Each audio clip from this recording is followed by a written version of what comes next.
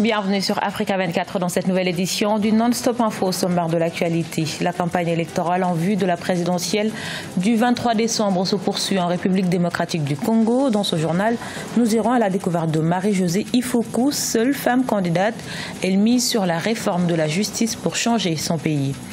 Le Bénin va pouvoir poursuivre ses réformes économiques et financières. Le pays vient en effet de bénéficier d'un décaissement de 22 millions de dollars dans le cadre de l'accord triennal avec le Fonds monétaire international. Et on connaît le nouveau président de la Fédération camerounaise de football, Seydou Mbonjoya, a été élu ce mercredi pour un mandat de 4 ans avec 46 voix contre, 17 pour Joseph-Antoine Bell et 3 pour Daniel Nyamsi Mongé. Elle est la seule femme candidate à l'élection présidentielle du 23 décembre en République démocratique du Congo. Marie-Josée Ifoku poursuit sa conquête des électeurs, ancienne vice-gouverneure de la province de la Chuapa. Elle mise sur la réforme de la justice pour changer son pays. Son portrait dans ce reportage de notre correspondant Jacques Amboka. Elle est l'unique femme à la course à l'élection du président de la République du 23 décembre en République démocratique du Congo. À 53 ans d'âge, Marie-Josée Ifoku est la présidente du parti Alliance des élites pour un Congo nouveau. Dans cette bataille à connotation masculine, elle s'est dit être la mieux indiquée pour changer les Congos. Je suis entrée dans ce combat pas parce que j'étais une femme, parce que tout simplement l'envie de participer, comme je vous ai dit, à la construction de ce pays, l'ambition de pouvoir, de croire que je suis la bonne personne pour apporter un véritable changement. Donc, sincèrement, je ne me regarde pas au départ comme femme. La candidate numéro 2 souligne la nécessité d'une justice indépendante comme base de la nouvelle société, alors que tous les candidats à la présidentielle mettent un accent sur le budget de leur projet de société. Marie-Josée Ifoku qualifie ses discours de démagogie. Elle n'évoque donc pas des chiffres dans son projet. Un budget avait déjà été voté de 5 milliards. Je trouve que c'est ridicule comme budget pour le pays qui est grand comme le nôtre, le pays aussi riche que le nôtre. C'est vrai que je reconnais que c'est un budget national. Mais pour l'instant, sortir le chiffre juste pour pouvoir faire un discours des populistes pour que je puisse être voté, je trouve ça encore un grand mensonge pour le peuple congolais. La présidente de l'Alliance des élites pour un Congo nouveau s'est dit avoir été préparée à s'aligner derrière un candidat commun de l'opposition. À l'absence du consensus, Marie-Josée Ifoku appelle plutôt les autres candidats à la soutenir pour une alternance réelle le 23 décembre 2018. Toujours en République démocratique du Congo, en marge de ce scrutin, la tension ne faiblit pas. Un incendie s'est déclaré cette nuit dans un entrepôt de la commission électorale à Kinshasa. L'inventaire des dégâts est en cours et les rassemblements de l'opposant Martin Fayulu sont également perturbés. Ce mercredi, de nouvelles tensions ont éclaté lors de l'arrivée de Martin Fayulu à Kalemi, dans le sud-est du pays. Le cortège du candidat de la coalition Lamuka a été visé et des partisans dispersés. Les forces de police sont accusées d'avoir tiré à balles réelles. On écoute à ce propos Jean-Pierre Bemba, président du MLC et soutien du candidat Martin Fayulu. Je pense que le pouvoir en place a minimisé l'impact de soutien tant de Moïse Katumbi que de moi-même, ainsi que d'autres responsables au niveau de l'opposition, pour soutenir Martin Fayulu.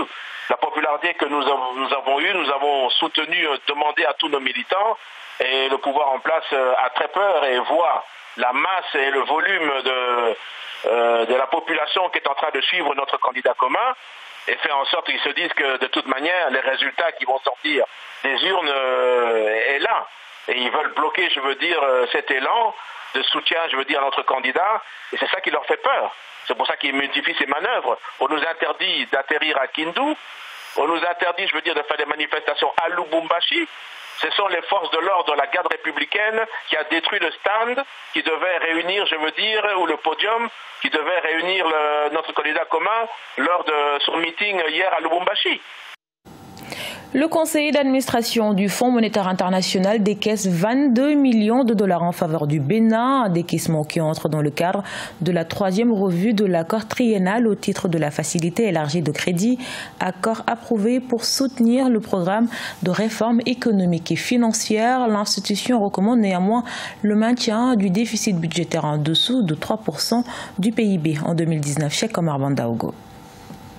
Au titre de la facilité élargie de crédit, le conseil d'administration du Fonds monétaire international, à l'issue de la 3e revue de son accord triennal, a accordé un nouveau décaissement de 22 millions de dollars en faveur du Bénin. Cela porte le total des décaissements au titre de l'accord à environ 88,1 millions de dollars depuis son approbation en avril 2017. Pour assurer la viabilité de la dette, il est essentiel de maintenir le déficit budgétaire en dessous de 3% du PIB en 2019 et au-delà. La proposition de loi des finances pour 2019, qui est en adéquation avec le critère de convergence de l'UEMOA pour le déficit, prévoit un effort ambitieux de mobilisation des recettes fiscales. En plus de cette recommandation, le FMI estime que le rôle du secteur privé est capital dans le maintien de la dynamique de croissance. Le secteur privé devrait, selon l'institution, devenir le principal moteur de la croissance.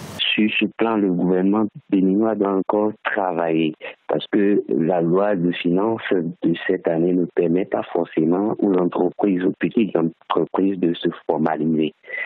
Le gouvernement doit mettre en place des mesures d'accompagnement, des mesures pour faciliter, pour simplifier la création d'entreprises, l'implantation d'une entreprise ou la formalisation des entreprises qui sont déjà dans le secteur informel. En rappel, l'accord triennal a pour objectif de soutenir le programme des réformes économiques et financières du pays et cherche principalement à relever le niveau de vie et à préserver la stabilité macroéconomique. La lutte contre le réchauffement climatique, une priorité pour le Maroc. Le Royaume arrive en effet 2e dans l'indice de performance Climate Change, indice qui prend en compte 4 critères que sont la consommation d'énergie, le développement des énergies renouvelables, l'émission de gaz à effet de serre et la politique climatique. Michael Dingoswa. 3 ans après l'adoption de l'accord de Paris sur le climat, le Royaume du Maroc a été récompensé par Climate Action Network pour sa performance et son action contre le changement climatique. Une performance qui permet au Maroc d'obtenir la 2e place du classement derrière la Suède. Une initiative du gouvernement avec la volonté d'atteindre les objectifs et d'augmenter de 42% la productivité et la part des énergies renouvelables en 2020 et 52% en 2030. Concernant la promotion des énergies renouvelables, au même titre que l'Afrique du Sud. Donc aujourd'hui, nous pouvons dire que le Maroc fait partie des bons élèves dans ce sens, dans la mesure où le Maroc a une véritable politique climatique et tout se passe sans souci puisqu'il y a une stratégie qui est mise en place à partir d'une grande réflexion sur les forces et les faiblesses, les menaces et les opportunités. Inauguré en 2016, l'un des plus grands parcs solaires au monde, Nour Ouarzazate, a pour objectif de développer une production d'électricité à base d'énergie solaire de plus de 2000 watts d'ici 2020. À terme, la centrale pourra alimenter en électricité plus de 2 millions d'habitants. S'il y a un bon élève comme le Maroc, pourquoi ne pas s'inspirer du modèle marocain comme je peux utiliser un langage que nous avons au niveau du management qui s'appelle le benchmarking, c'est autant se rapprocher d'eux et puis de regarder comment ils ont fait et puis s'en inspirer. Un budget d'1 milliard de dollars a d'ailleurs été alloué pour l'Agence marocaine pour l'énergie solaire. Le Maroc se positionne aujourd'hui comme le leader dans les énergies renouvelables en Afrique. Il est le nouveau patron de la Fédération camerounaise de football. Seydou Mbombo-Njoya a été élu ce mercredi à l'issue de l'Assemblée générale de l'instance, élu avec 46 voix. Il devance ainsi Joseph-Antoine Bell, crédité de 17 voix et 3 voix pour Daniel Nyamsi-Mongé. Seydou Mbombo-Njoya qui arrive donc pour un mandat de 4 ans. Son élection intervient dans un contexte de crise au sein de l'instance qui a connu 2 comités de normalisation imposés par la FIFA ou encore l'élection invalidée de Tombiro Kossi qui en septembre 2017, je vous propose d'écouter le désormais nouveau président de la FECAFOOT. J'aimerais remercier mes pairs délégués qui m'ont fait confiance, qui m'ont accordé leur confiance aujourd'hui et dire combien je suis touché par cette confiance et combien j'apprécie le fait qu'ils aient répondu à mon appel. Cet appel que j'ai lancé tout le long de la campagne en leur demandant de se joindre à mon projet, d'adhérer à mon projet pour qu'ensemble on puisse, n'est-ce pas, rassembler, rebâtir, reconstruire notre football sur la base de certaines valeurs telles que l'éthique, la bonne gouvernance et puis également la professionnalisation de notre football. Ce journal a été réalisé par l'ensemble de la rédaction. Merci pour votre fidélité. Retrouvez dans un instant une nouvelle édition de l'actualité sur Africa 24.